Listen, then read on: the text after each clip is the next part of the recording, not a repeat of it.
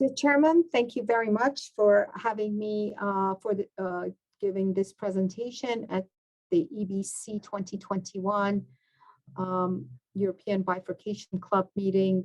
It is my honor to be here, and I'm presenting on optimal duration of antiplatelet therapy following left main and coronary bifurcation PCI.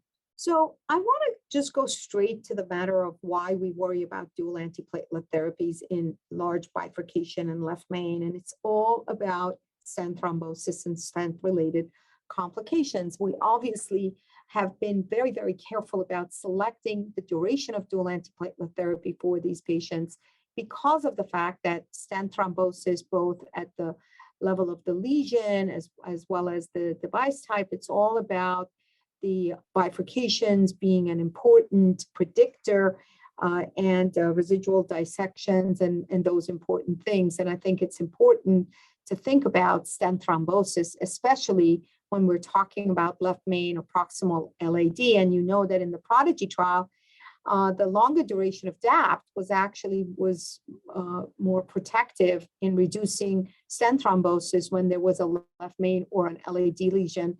And left main is obviously always thought about as that patient with a higher burden of atherosclerosis.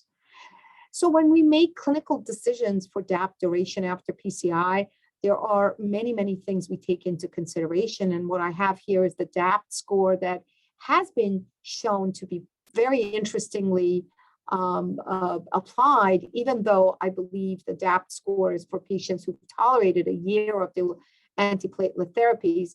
But when we look at the DAPT score, there's no role for left main in the DAPT score. These stents are usually large in diameter. And as you know, in the DAPT score, there is a +1 score assigned to the stent diameter, less than 3 millimeters, but that's not really what we're seeing in left mains. Usually they're larger than that. So prolonging DAPT seems to be better for smaller vessels, but we often think about in bifurcation lesions when there's a lot of metal in the carina, especially where we worry about stent thrombosis. And I think obviously that catastrophic event is what we worry about.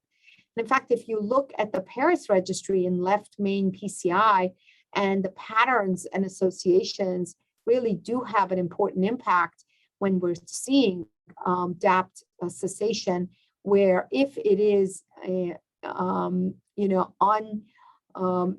disrupted, there is a very important association with 2-year outcome, especially in left main PCI.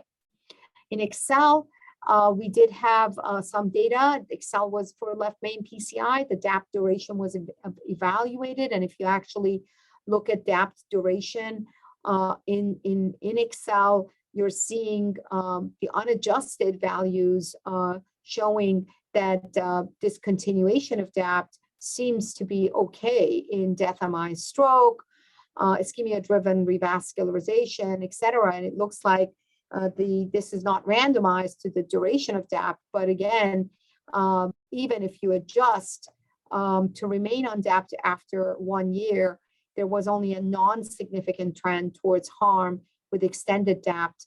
All-cause mortality was very, very similar. So I don't think we have really clear answers in left main and bifurcation because we've never really randomized in that patient group.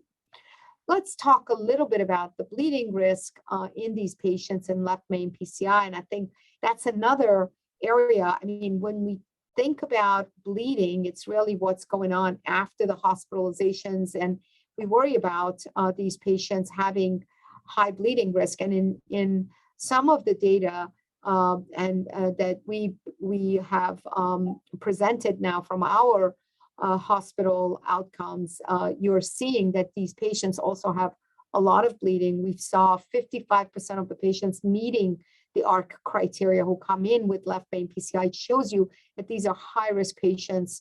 And we're seeing that 1 year post-discharge, these patients who are at high bleeding risk actually do end up with a lot of bleeding. In IDEAL left main, which was an 800-patient study, where the Synergy stent was married to only 4 months of DAPT versus Xience with 12 months of DAPT, with a clinical follow-up followed in these patients, we didn't really see a differential benefit. In fact, there was a little bit higher trend of all-cause death, MI, and ischemia-driven revascularization in Synergy plus 4 months of DAPT instead of 12 months. And I think you saw that really it was about the fact that bleeding is what matters, and still higher bleeding in the Synergy 4 versus 12 months. We saw that as well. Left main and bifurcation. There are a bunch of new generation DES subgroups that have been evaluated in host Biolamus Korea, excellent prime, excellent prospective cohort, and all together with new generation, over 5,000 patients and 700 left main bifurcation. And in that grand DES registry, DAPT duration determines outcome after 2 stent, but not 1 stent strategy, showing again that interruption would be more catastrophic when you have 2 stents as opposed to 1 stent.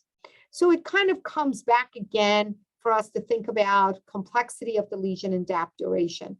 If you have a 2 stent implantation, longer stents or chronic total occlusions, we're calling those more complex lesions and probably seeing a better benefit in prolonging DAPT in those patients. And in the pooled analysis that Gennaro Giustino did with 6 randomized trials, 3 to 6 versus 12 months, you see that there was the lesion complexity is what really drove the benefit for prolonging DAPT.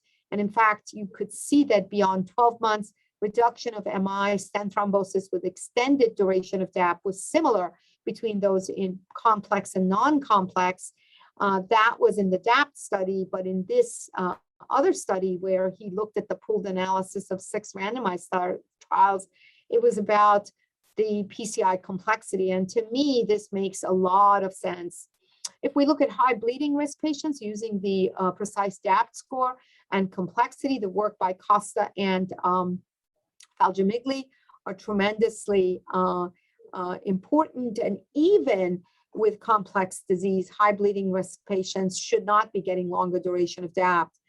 And I think the other important thing is that in the Onyx 1 study where we looked at the 1-month DAPT and complex disease, we did not find an issue at all with DAPT duration. And you can see with the Onyx patients, complex and non-complex patients did similarly. So I think in conclusion, the stent protective aspect of DAPT following PCI has always been the priority. And I think what you really want to do is make sure that we protect the stent-related events with DAPT for a period of time and still come back to the risk of the patient in evaluating whether they should get extended DAPT or shortened duration of DAPT, and that has to do with bleeding and ischemic risk.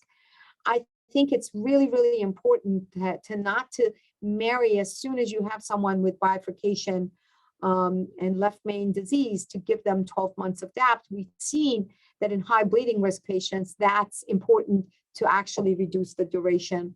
So I believe we need a lot more data in these patients, and I'm looking to the European Bifurcation Club to actually come up with a great trial design where we can look at duration of DAPT in these complex patients with 1 or 2 stents. Thank you so much for your attention.